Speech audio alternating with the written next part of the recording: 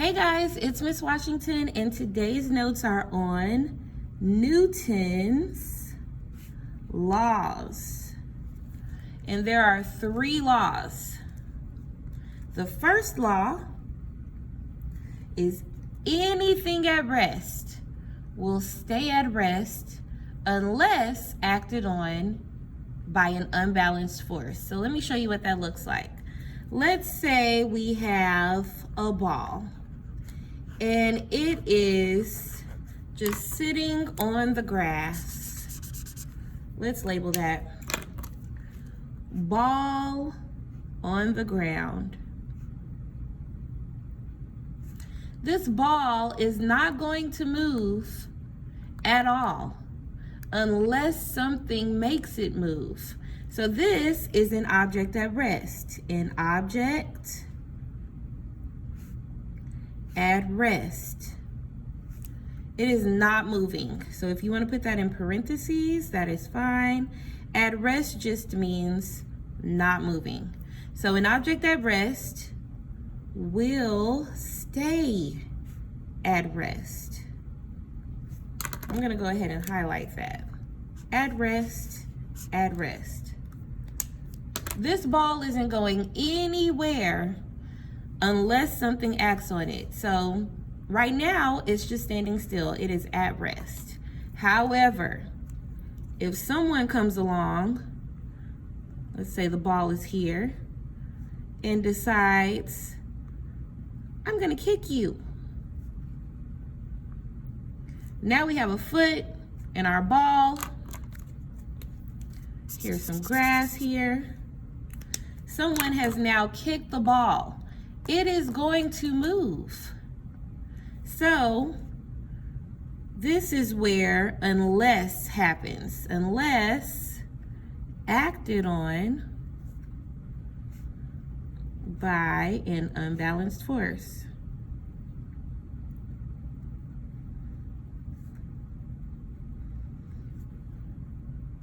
So any object at rest will stay at rest unless acted on by an unbalanced force.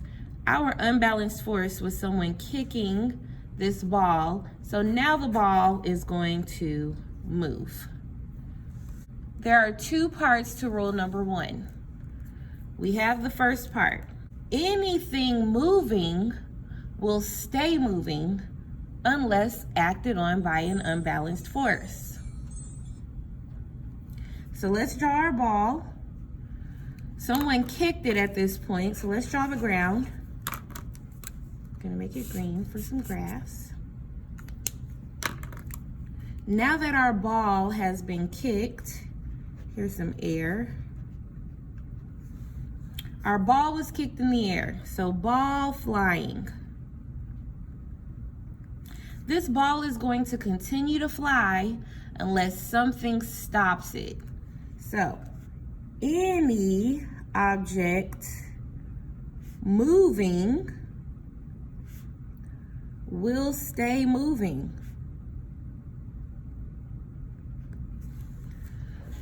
Now, I know you're asking, well, things stop. They stop moving, but a force is definitely acting upon the ball. If we have this same ball and it drops back down to the ground, a force definitely pulled it down. That force is called gravity. So now it's back on the ground. Gravity pulled it down. It may also roll a little bit. Eventually, it will stop rolling because friction will stop it. So gravity and friction are the reasons why this ball would stop without someone having to stop it. So this is an unbalanced force. Acting upon the object.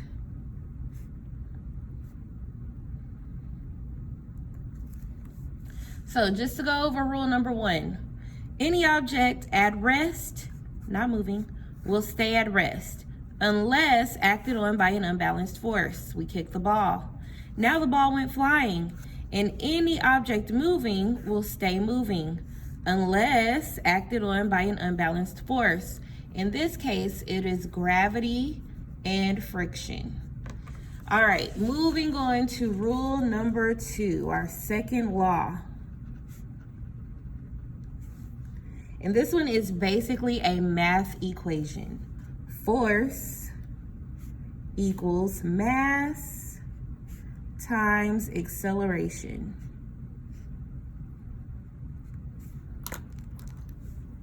Anytime you see force, mass, or acceleration, it's the second law. I'm gonna go ahead and highlight that. Force is important. If you see force, second law. If you see mass, second law. If you see acceleration, this is the second law. Now, you may see it just like this. F equals ma. Force equals mass times acceleration.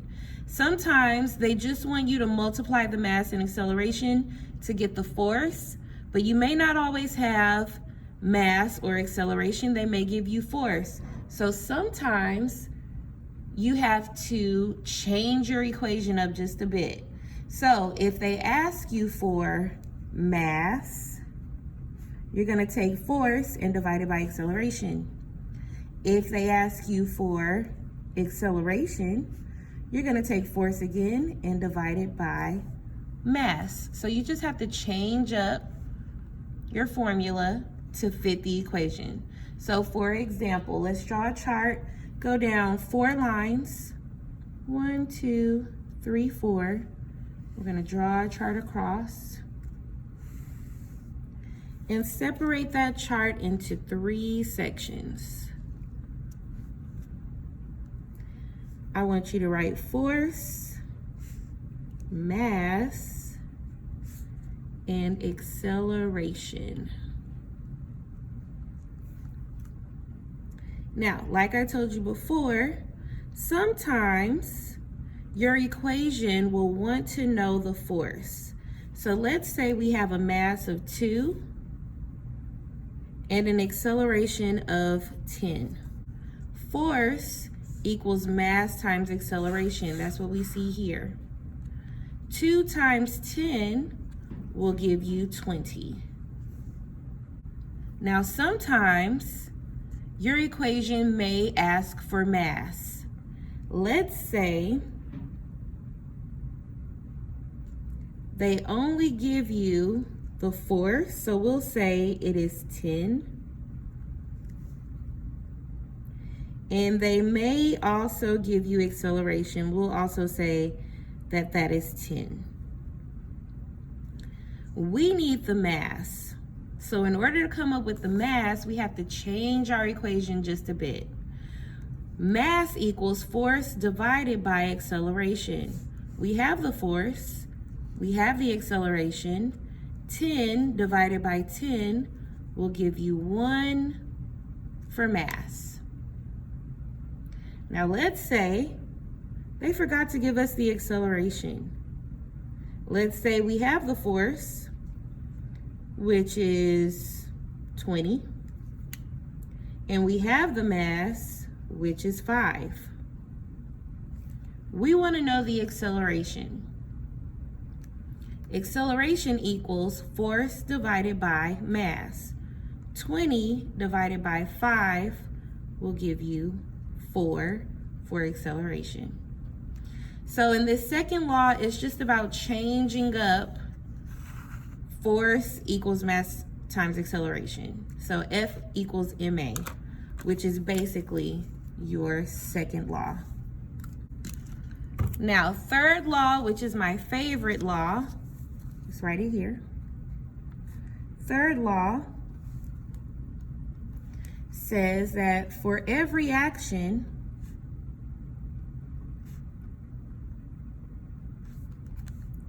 there is an equal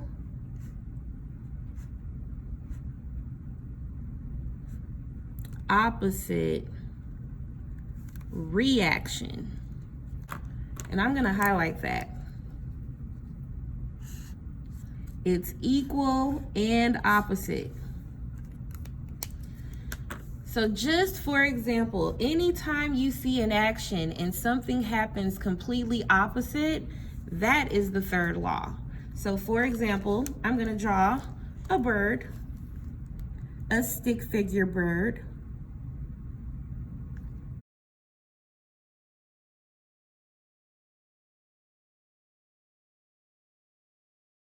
So now I have my bird.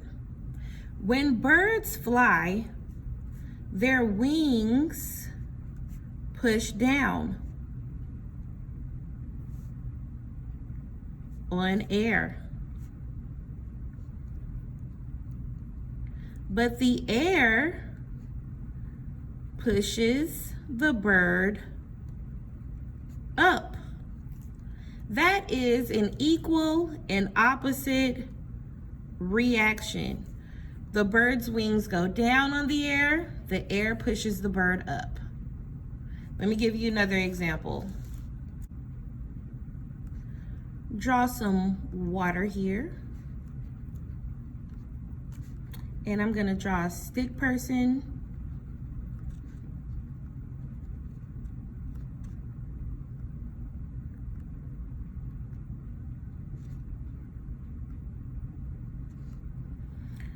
All right, so now I have my little person here. When you swim, your arms push backwards, but you move forward. That is an equal and opposite reaction. So now you know about the first law. An object at rest will stay at rest. An object moving will stay moving. Second law is F equals ma. That is force equals mass times acceleration. And then for our third law, for every action, there's an equal and opposite reaction. Please take down these notes and use it to your advantage, and have a wonderful day, guys.